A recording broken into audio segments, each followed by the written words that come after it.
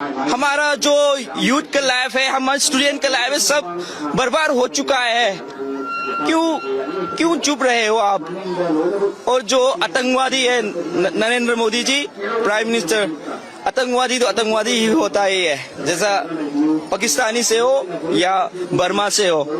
अगर ये जो हमला हुआ है उसको गुजरात या राजस्थान में और यूपी में, दिल्ली में जो होता होगा तो आप, मुझे पता है, आप जल्द से जल्द एयर स्ट्राइक कर लेंगे और खत्म कर लेंगे उस आतंकवादी को।